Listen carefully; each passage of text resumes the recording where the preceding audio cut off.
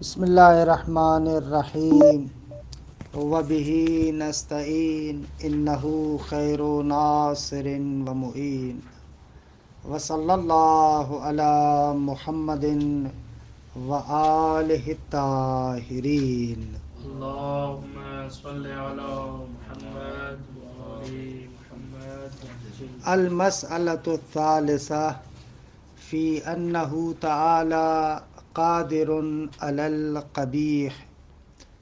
خوب فصل سوم میں حسن قبح عقلی کے بعد مسئلہ ثانیہ میں عدالت الہی کو ثابت کیا گیا اور بیان ہوا کہ پروردگار عالم لا یفعل القبیح ولا یخل بالواجب۔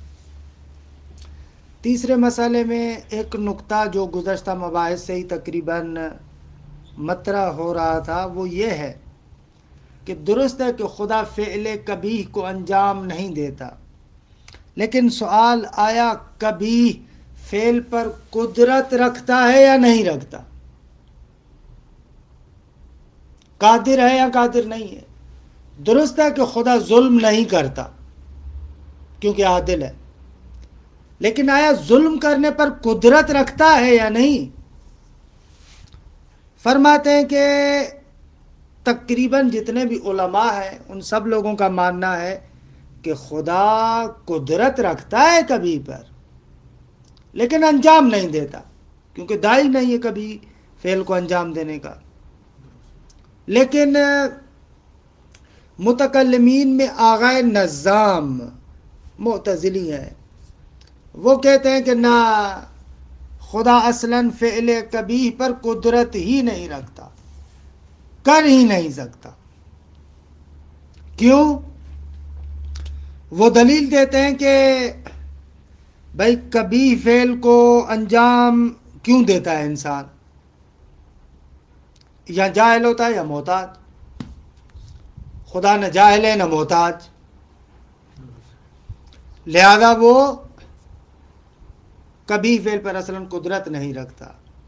خوب ہمارے مباحث سے اس کا جواب روشن ہے۔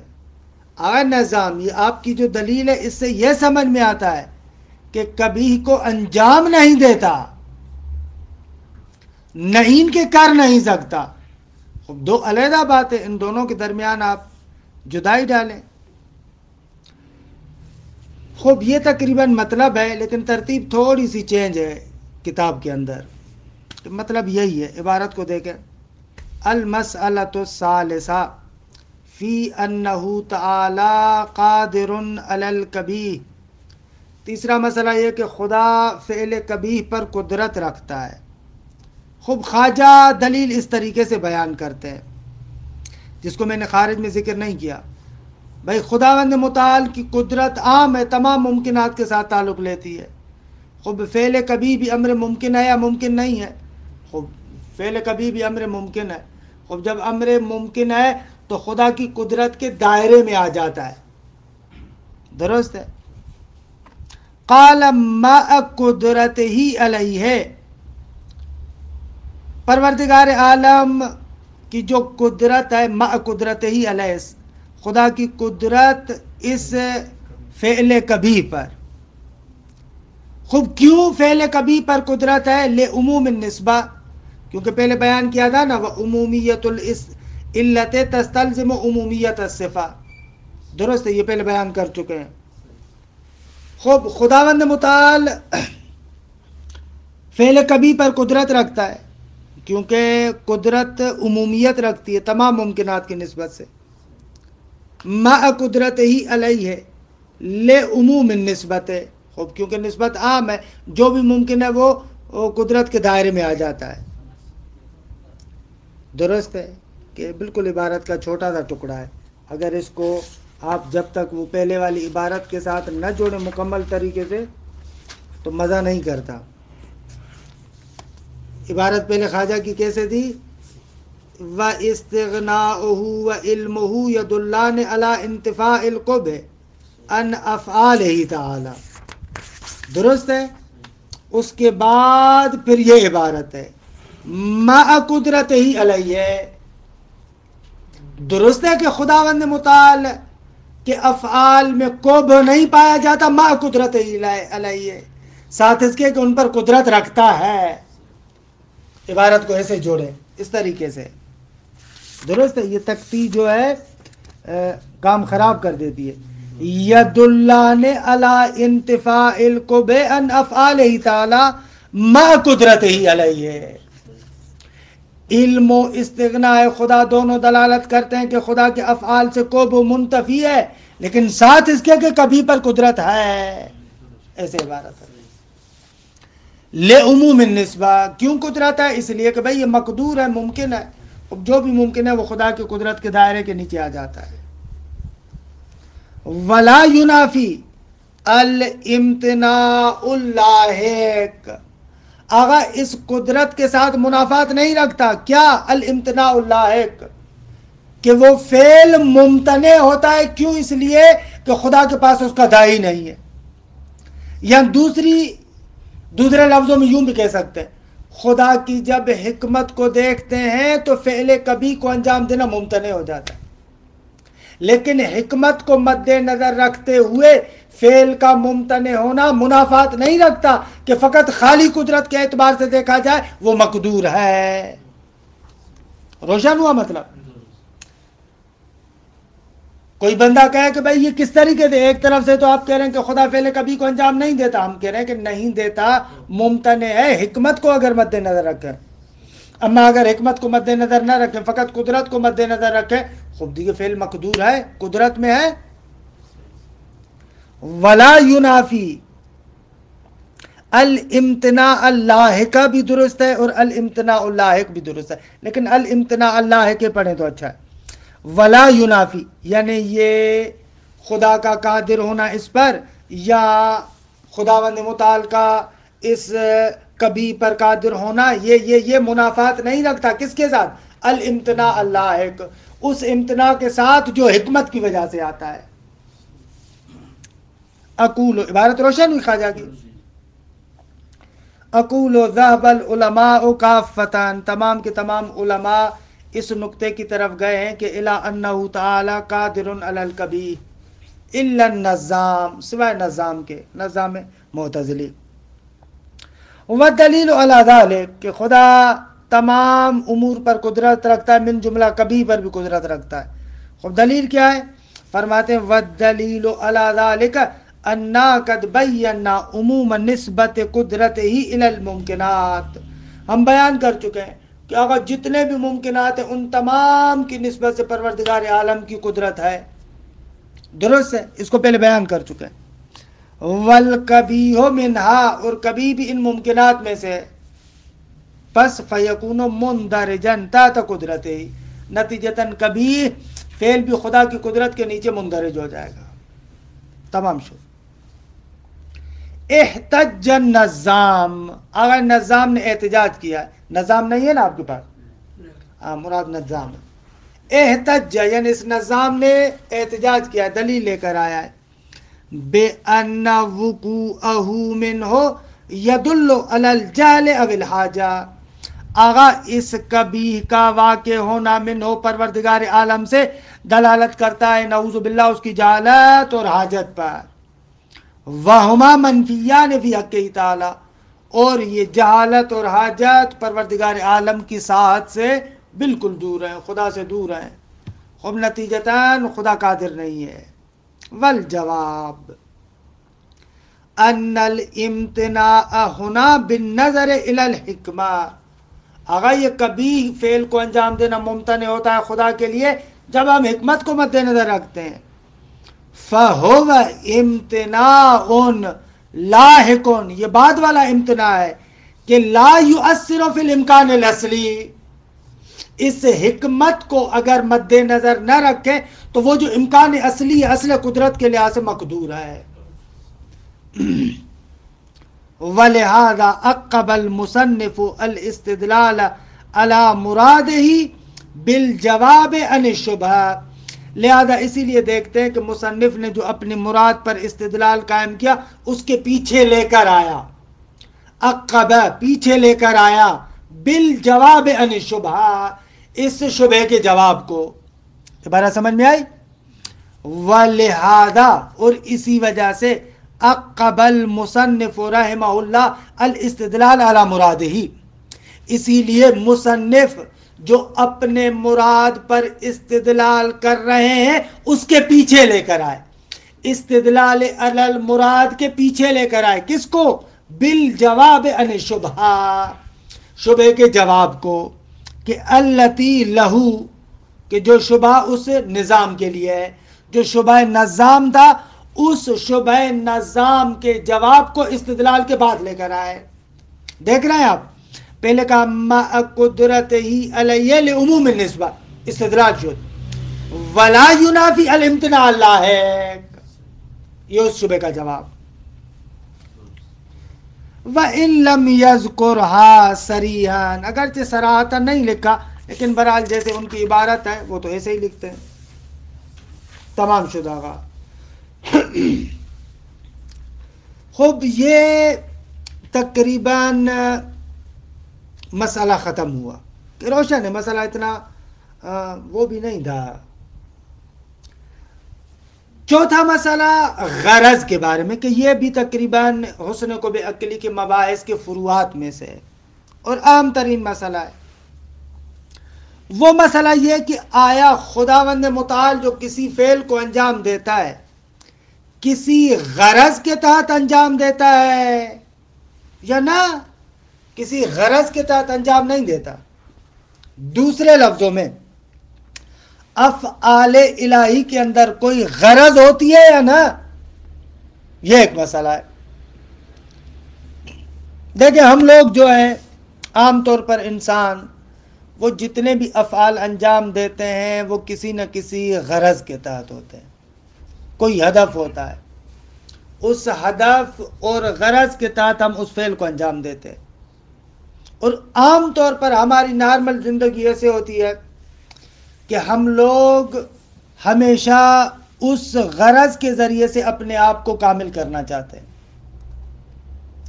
کوئی بھی فعل کائنات میں انسان انجام نہیں دیتا مگر یہ کہ اس کی غرض اس کی طرف پلٹتی ہے، اپنا فائدہ مد نظر رکھتا ہے۔ حتیٰ اگر آپ جائیں کسی غریب کی مدد کریں، کسی مسکین کی مدد کریں، وہاں پر بھی در حقیقت اپنا فائدہ دیکھتا ہے، یا اس وجہ سے غریب کی مدد کرتا ہے کہ قیامت کے دن اس کا اجر ملے گا، یا اگر قیامت کے دن اجر کو مد نظر نہیں رکھتا، خوب یہ کہتا ہے کہ لوگ میری تعریف کریں گے اس دنیا کے اندر۔ یا حتیٰ اگر آپ ایک ایسا بندہ بھی ڈھونڈ لیں جو نہ قیامت کو مانتا ہو نہ دنیاوی تعریف کو چاہتا ہو، پھر بھی وہ اپنے لیے فعل کو انجام دیتا ہے، کیونکہ غریب کو دیکھ کر اس کے اندر میں سوزش پیدا ہوتی ہے، جلن پیدا ہوتی ہے، بیچارہ اس اپنے وجدان کے عذاب سے معذب ہوتا ہے۔ خوب، اس وجدان کے عذاب سے بچنے کے لیے غریب کی مدد کرتا ہے۔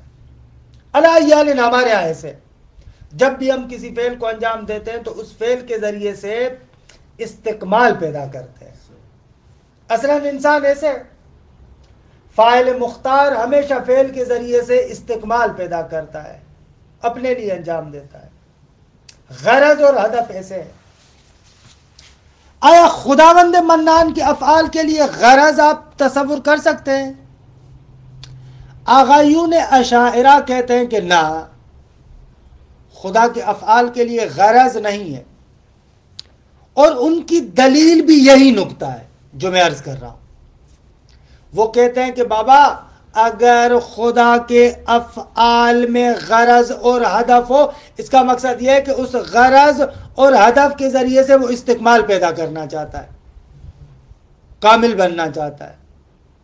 خوب، حالانکہ پروردگار عالم کامل مطلق ہے، اس کو کسی شے کی ضرورت نہیں ہے کہ کسی ہدف اور غرض کے ذریعے سے استقمال پیدا کرے۔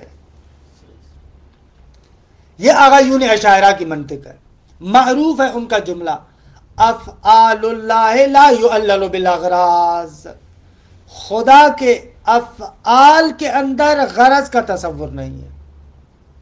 لا یسأل عما یفعل وہم یسألون، یہ قرآن مجید کی آیت بھی پڑھتے ہیں کہ خداوند متعال سے آپ اس کے کسی بھی کام کے بارے میں سوال نہیں کر سکتے کہ کیوں انجام دیا. یہ کیوں کی بات وہاں پر ہے جہاں پر مخلوق ہو، جس کے اندر استکمال کی بات ہو، کامل ہونا چاہتا ہو. خدا تو کمال مطلق ہے. لہذا افعال اللہ لا یعلل بالاغراض، خدا کے افعال کی کوئی غرض و غایت نہیں ہوتی. آغایون اشاعرہ ایسے کہتے ہیں. ان کے مقابلے میں معتزلہ اور امامیہ کہتے ہیں کہ ناغا، اگر کسی فعل کے اندر غرض نہ ہو تو وہ فعل عبث ہوتا ہے.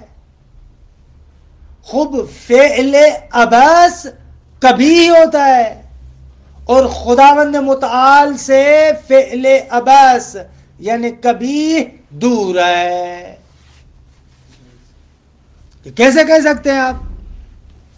اچھا، پھر آغایون اشاعرہ کا کیا جواب دے؟ معتزلہ کہتے ہیں کہ بابا اس اعتراض کا جواب بھی ہے. غرض دو طرح کی ہے.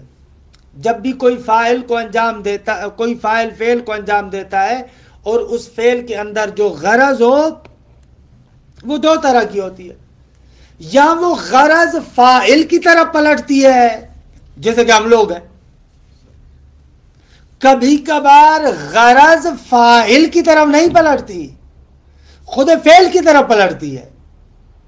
خدا کے افعال کے اندر غرض ہے، لیکن وہ غرض خود مخلوقات کے لیے ہے. مخلوقات کو فائدہ دینا چاہتا ہے، نہ کہ خود فائدہ لینا چاہتا ہے. یہ مشہور شعر جو مولانا کا ہے، من نہ کردم خلق تا سودی کنم بلکہ تا بربندگان جودی کنم. میں نے اس لیے تھوڑی خلق کیا ہے تاکہ مجھے فائدہ ہو، نہ، بلکہ تا بربندگان جودی کنم، اس لیے خلق کیا تاکہ لوگوں پر جود کروں، لوگوں پر سخا کروں، ان کو فائدہ دوں. بس یہ آپ کی بات غلط ہے. ہر جگہ پر ایسے تھوڑی اپنے آپ کو دیکھ کر اپنے آپ کو قیاس نہ کرو خدا پر، کہ آپ کے اندر جب بھی ہم دیکھتے ہیں کہ تم لوگ جب بھی فعل کو انجام دیتے ہو تاکہ اس فعل کے ذریعے سے، اس غرض اور ہدف کے ذریعے سے مستقبل بنو، آپ کہیں کہ بس خدا نے متعال کے لیے بھی ایسے ہی ہو. نہ، ہم کہتے ہیں ایسے نہیں ہے. خدا کے افعال میں غرض و غایت ہے، لیکن وہ غرض و غایت بندگان کی طرف پلٹتی ہے.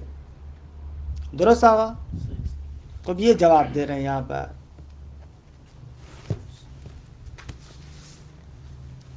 مجھے یاد ہے پہلے والے بحثوں میں تھوڑا سا آپ کو وعدہ دیا تھا کہ اس کے بارے میں گفتگو کریں گے، لیکن پہلے اس کو دیکھیں.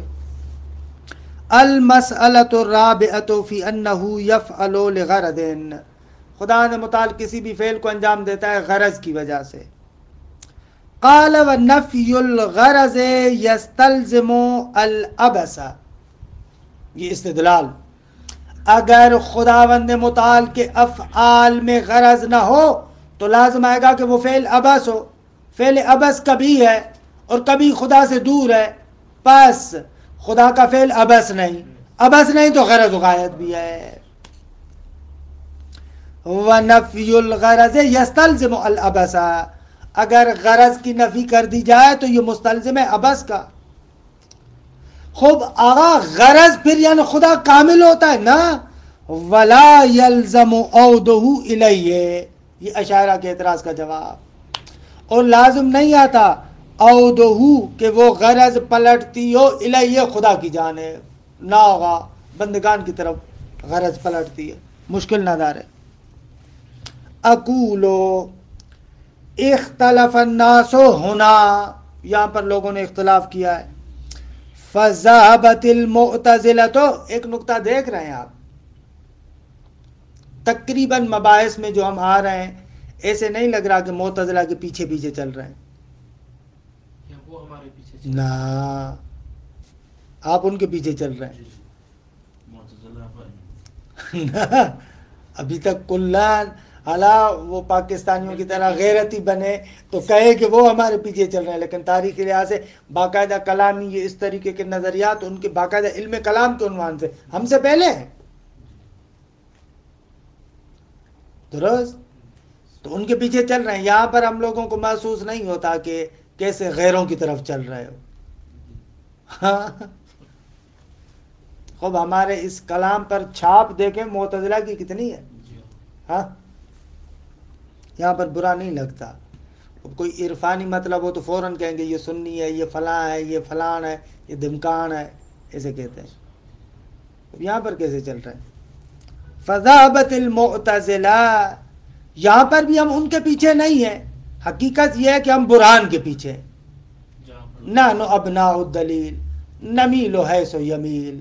جہاں پر برہان ہو ہم اس کے پیچھے ہیں. ابناء دلیل ہے، فرق ہی نہیں کوئی. ہم سے پہلے کسی سنی نے کہا ہے یا اصلاً کسی غیر مسلم نے کہا ہے، اگر بات درست ہے، منطق کے مطابق ہے، یعنی برہان کے مطابق ہے، دلیل کے مطابق ہے، تو قبول کریں گے. وہ ہمارا مزاج ایسے تھوڑی ہے کہ بس نہیں ماننا تو نہیں ماننا، ایسے تو نہیں ہے. عیناً یہی بات دوسرے علوم میں بھی اپنانی چاہیے، انسان کو سلیقہ اختیار کرنا چاہیے. فذهبت المعتزلة الى انه تعالی یفعل لغرض.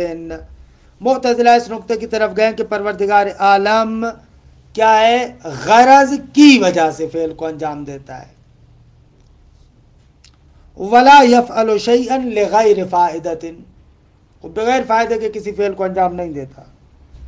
جبکہ وذهبت الاشاعرۃ الى ان افعالہ تعالی یستحیل تعلیلها بالاغراض والمقاصد. آغا اشاعرہ کہتے ہیں کہ افعال الہی کے لیے محال ہے کہ ان کو معلل کریں اغراض اور مقاصد کے ذریعے سے. آپ معلل کریں یعنی آپ کہیں کہ اس فعل کی یہ غرض ہے، اس فعل کا یہ ہدف اور مقصد ہے، نہیں کر سکتے.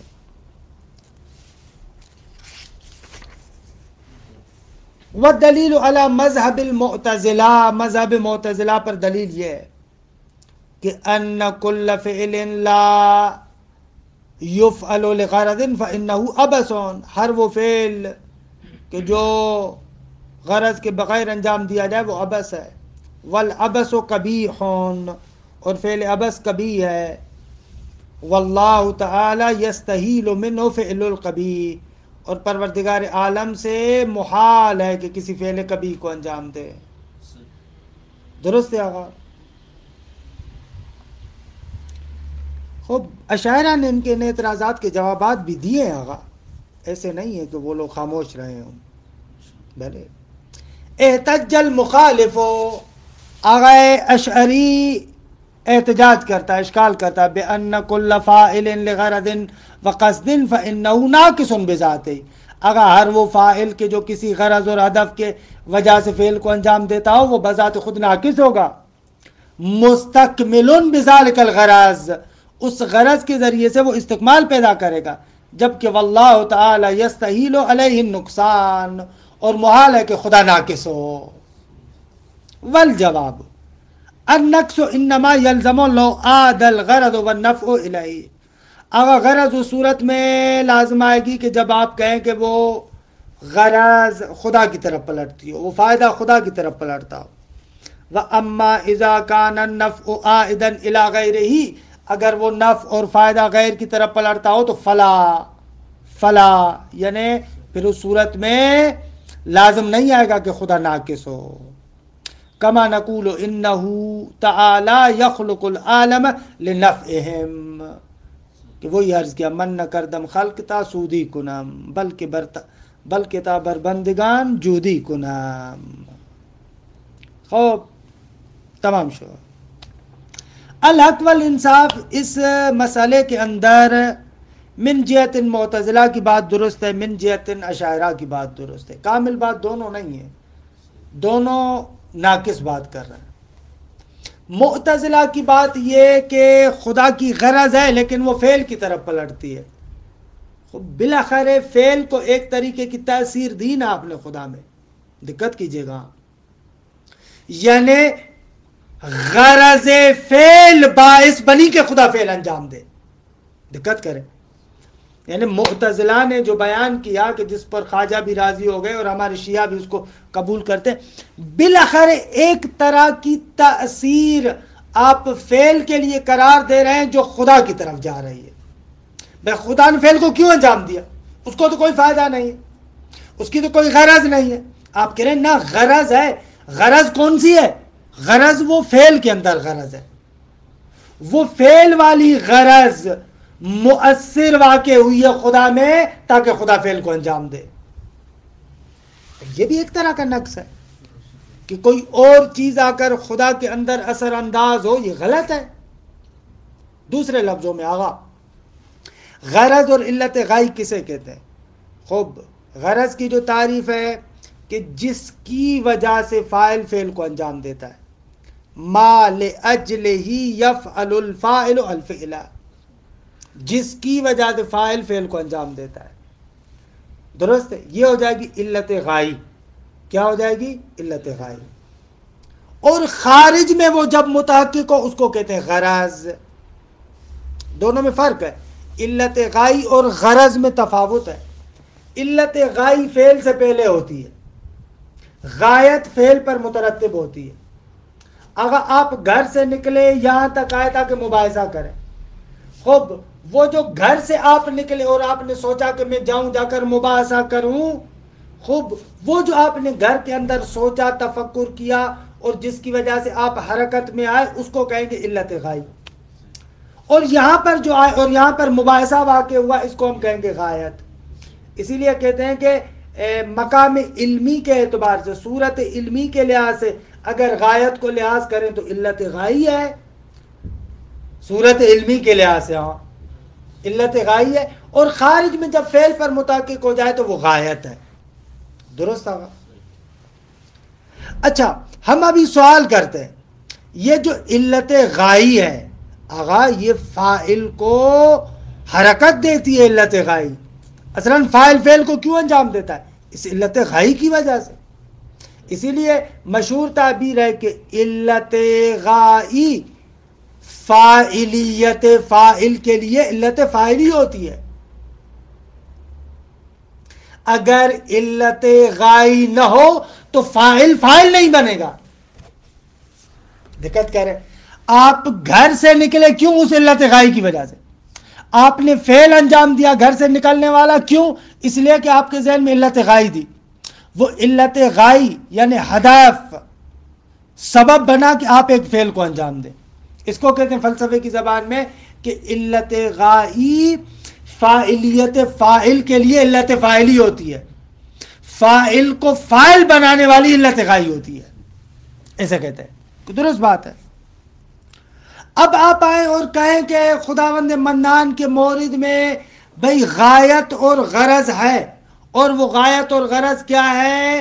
خود فعل بعین معنی، فعل پر جو غایت مترتب ہو رہی ہے وہ غایت اثر انداز ہوئی ہے کہ خدا فعل کو انجام دے۔ خب یہ لازم آئے گا کہ فعل حالانکہ کسی بھی طریقے سے مؤثر واقع ہو خدا میں، اور یہ محال ہے کہ کوئی فعل آ کر فاعل کے اندر مؤثر واقع ہو۔ لہذا یہ عیناً جو اشکال میں آپ کو عرض کر رہا ہوں، نہایہ کے اندر مرحوم علامہ اس بیان پر اشکال کرتے ہیں۔ یہ جو متکلمین کا بیان ہے نہایہ کے اندر، اس کو بیان کر کے یہ اشکال کرتے ہیں کہ اس پر یہ اشکال وارد ہے۔ درست؟ پس یہ نقص ہے معتزلہ کی بات میں۔ آغایون اشاعرہ کی بات میں کیا نقص ہے؟ خوب وہ لوگ آئے اور انہوں نے آ کر سوچا کہ کلن غرض کی نفی کر دی جائے۔ نہ، درست بات حکما کی ہے۔ وہ لوگ کہتے ہیں کہ خدا کے افعال کی غرض نہیں ہے بعین معنی کہ اس کی ذات کے علاوہ کوئی اور غرض ہو جس غرض کے تحت خدا فعل کو انجام دے، ایسی غرض خدا کے افعال میں نہیں ہے۔ خدا کی اپنی ذات کے علاوہ، جیسے یہاں پر معتزلی کہہ رہا ہے فعل کے اندر غرض، اس قسم کی غرض جو خدا کو نعوذ باللہ اس بات پر ابھارے کہ وہ کسی فعل کو انجام دے، ایسی غرض نہیں ہے۔ دوسرے لفظوں میں حکیم اور فلسفی کہتا ہے کہ خدا کے افعال کی غرض زائد بر ذات نہیں ہے، اس کی ذات سے ہٹ کر جداگانہ کوئی غرض ہو، جداگانہ کوئی غایت ہو جس کی وجہ سے خدا نے فعل کو انجام دیا، ایسے نہیں ہے۔ لیکن اس کا معنی نہیں ہے کہ خدا کے افعال کی غرض نہیں ہے۔ غرض کیا ہے؟ خود ذات خدا، خود پروردگار عالم کی ذات اور اس کے اسماء اور اس کے کمالات، وہ خود غرض بنتے کہ مخلوق کو پیدا کرے۔ یعنی دوسرے لفظوں میں خداوند متعال کا علم، خدا کی قدرت، خدا کی جود، خدا کا فیض، یہ جو اسماء ہیں، یہ جو کمالات ہیں، یہ خود سبب بنے ہیں کہ خدا کائنات کو بنایا ہے. بس خداوند متعال کے افعال کی غرض خود ذات پروردگار عالم خود ہے. یہ جو آ کر اشعری مطلقاً غرض کا انکار کر رہا ہے، یہ غلط بات کر رہا ہے. دوسرے لفظوں میں خدا کے افعال کی ایسی غرض جو زائد بر ذات ہو، ایسی غرض نہیں ہے. اما اس کا معنی یہ کہ اصلاً غرض نہیں ہے، چلا غرض ہے لیکن وہ غرض عین ذات ہے. یہ مطلب درست ہے. اس طریقے سے اگر مطلب کو بیان کیا جائے تو ٹھیک ہے. خوب یہ بات تمام ہوئی، اور انشاءاللہ پھر ہفتے آئندہ جو ایک بات شروع کریں گے وہ بات بھی خوبصورت ہے کہ آیا پروردگار عالم معصیت جو انسان انجام دیتا ہے وہ بھی مراد خدا ہے یا مراد خدا نہیں ہے؟ معصیت کا خدا ارادہ کرتا ہے یا نہ؟ کہ انشاءاللہ جلسہ آئندہ میں. وصلی اللہ علی محمد و اہل بیتہ الطیبین الطاہرین.